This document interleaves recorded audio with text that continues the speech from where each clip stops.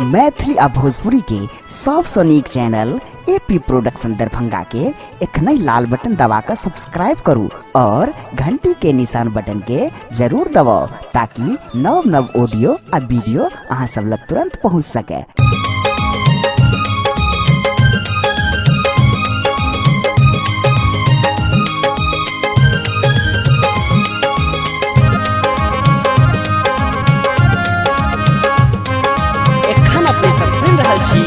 AP production के प्रस्तुति। हे मैया अष्टभुजी काली रूप धलिए दुनिया के दुख सौंप चलिए माँ।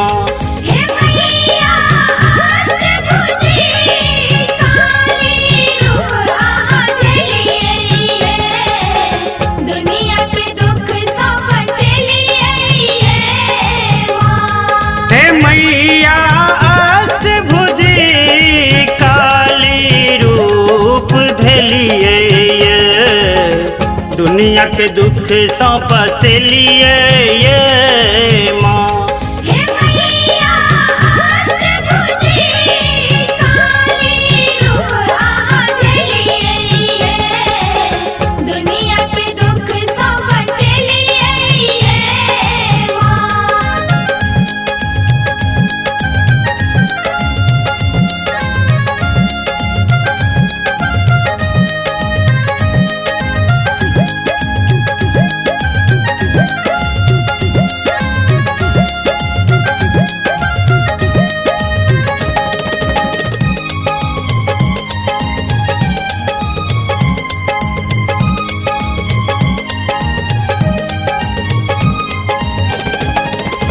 अद्भुत रूप अहीं के मैया झुलवा झुलावत भैरव भैया। अद्भुत रूप अहीं के मैया झुलवा झुलावत भैरव भैया। झुलवा झुलावत भैरव भैया नास पापी के काली माई कहलिए दुनिया के दुख सौंप चलिए माँ।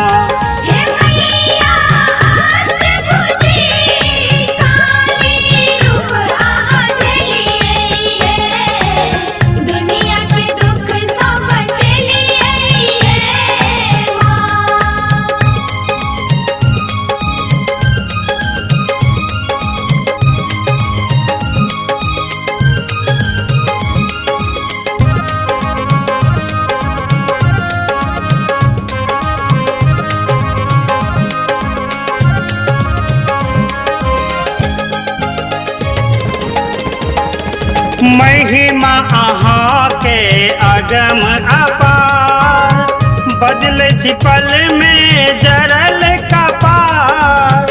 महिमा अहाँ के अगम अपार बदल छिपल में जरल कपार।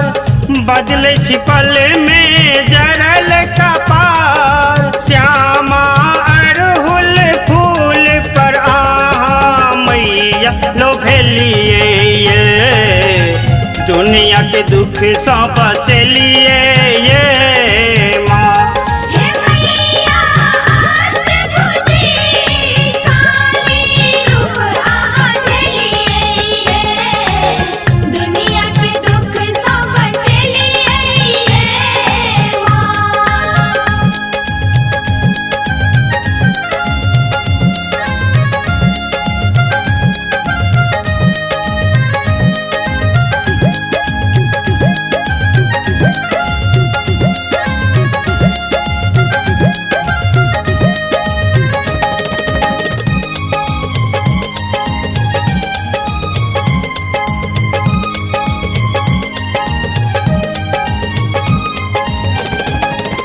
जग में प्रसिद्ध माँ अहाँ के महिमा दरभंगा में श्यामा माई जहिना।